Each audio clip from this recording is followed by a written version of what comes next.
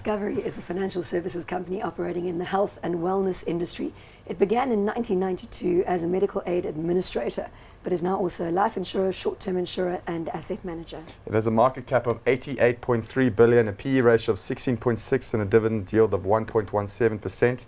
Also been very busy, this business. Recently did a rights issue, buying part of that FNB credit card service that they were offering as a joint venture with FNB, and an extremely innovative, exciting business. Certainly. And it has had, before you came into studio, we were discussing that it's had a very hard run recently. So have we missed the boat? Well, I think what you're seeing is the market's sort of appreciation of the potential of a next phase of growth. And it's really being rated as a growth stock.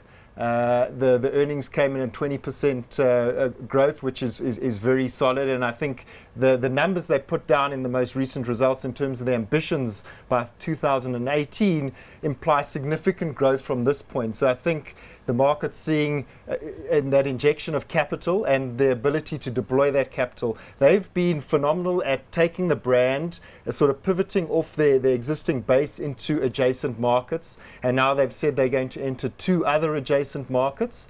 I think the credit card business being one of them. And we saw this recent announcement in the US with the partnership with John Hancock. That's a sort of nationwide partnership for the Vitality offering. So you're seeing them really expand and leverage their market position globally. They're represented in Asia, Europe, and now more significantly the US. I think it looks very exciting going forward. Byron, going back to the share price performance with that recent spike, would you be brave enough now to buy into, well, if you deploy cash into the story? I mean, it is trading to a premium of embedded value, but in terms of price to earnings, it's not looking too expensive. I think Rowan's hit the nail on the head. That John Hancock announcement was extremely exciting. I love the name John Hancock. It sounds like a fishing brand or something.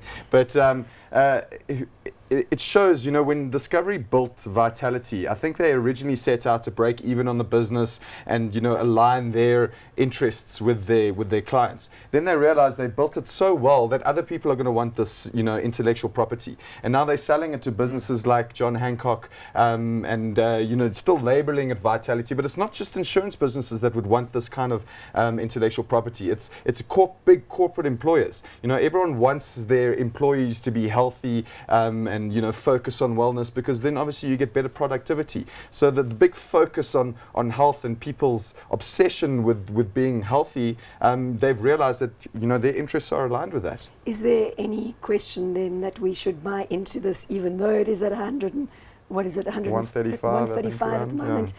But again, I suppose is this stock ever going to get cheap? Yeah, I mean, it has had, I think, bouts of sort of pullbacks, and sometimes I think there's been a little bit of market criticism. Some of their sort of updates were not clear, but I think that's really short-term focused.